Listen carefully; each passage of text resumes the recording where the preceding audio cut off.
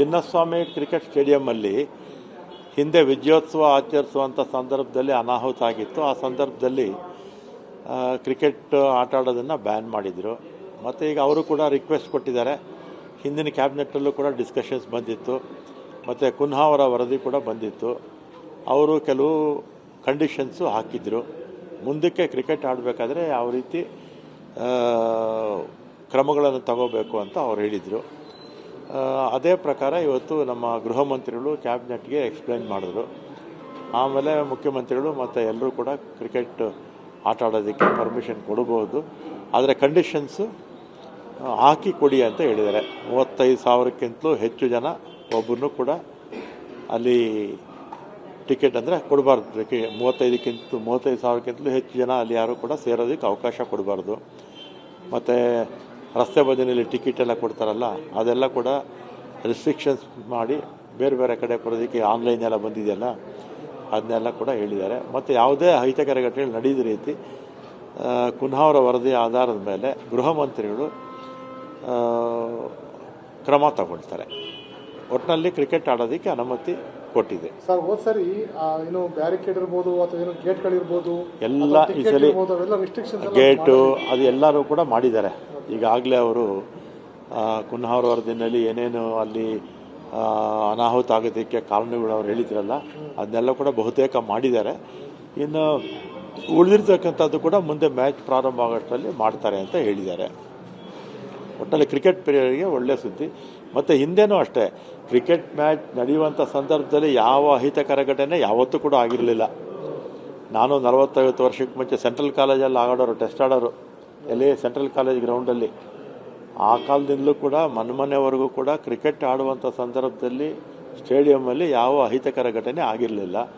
ಆದರೆ ವಿಜಯೋತ್ಸವ ಆಚರಣೆ ಸಂದರ್ಭದಲ್ಲಿ ಅದು ಅನಿರೀಕ್ಷಿತವಾಗಿ ಜನ ಹೆಚ್ಚಾಗಿ ಸೇರಿದ್ದರಿಂದ ಮತ್ತು ಟಿಕೆಟ್ ಇಲ್ಲದೇ ಇದ್ದಿದ್ದರಿಂದ ಹೆಚ್ಚಿನ ಬಂದು ಮತ್ತು ಸ್ವಲ್ಪ ಉಳಿದಿದ್ದಾಗೆ ನಾನು ಅದ್ರ ಬಗ್ಗೆ ಏನು ಮಾತಾಡೋಕ್ಕೋಗಲ್ಲ ಆ ಸಂದರ್ಭದಲ್ಲಿ ಏನೇನಾಯಿತು ಅಂತ. ಅದರಿಂದ ಆ ಘಟನೆ ಆಗಿತ್ತು ಅಷ್ಟೇ. ಕ್ರಿಕೆಟ್ ಆಡುವಂಥ ಸಂದರ್ಭದಲ್ಲಿ ಯಾವ ಅಹಿತಕರ ಘಟನೆ ಯಾವತ್ತೂ ಕೂಡ ಆಗಿರಲಿಲ್ಲ.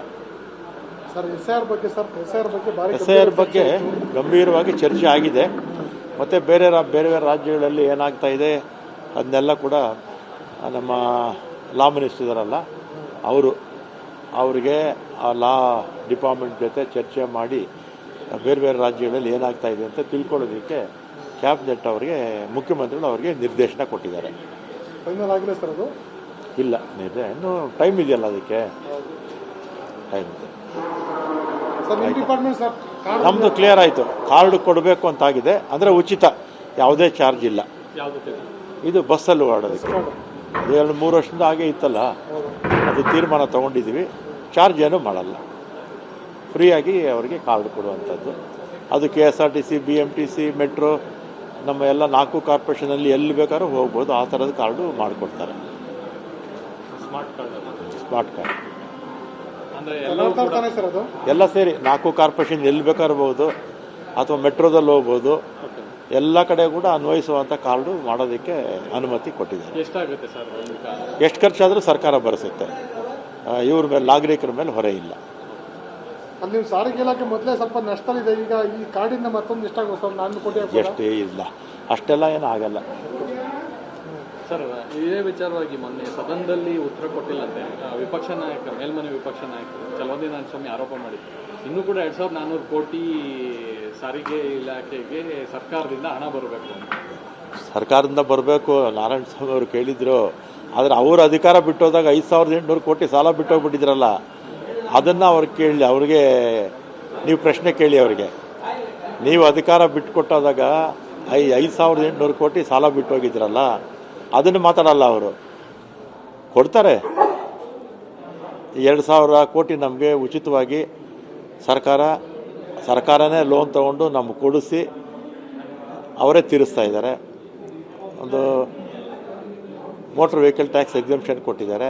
ಈ ರೀತಿ 3-3.5 ಸಾವಿರ ಕೋಟಿ ನಮಗೆ ಈ 2.5 ವರ್ಷದಲ್ಲಿ ಸರ್ಕಾರ ಬೆಂಬಲ ಕೊಟ್ಟಿದೆ. ಅದನ್ನೆಲ್ಲ ಹೇಳೋದಿಲ್ಲ ಅವರು, ಬಾಕಿ ಇರೋದು ಮಾತ್ರ ಹೇಳ್ತಾರೆ. ಅವರು ಬಾಕಿ ಇಟ್ಟೋಗಿದ್ದನ್ನು ಮಾತ್ರ ಹೇಳೋದಿಲ್ಲ.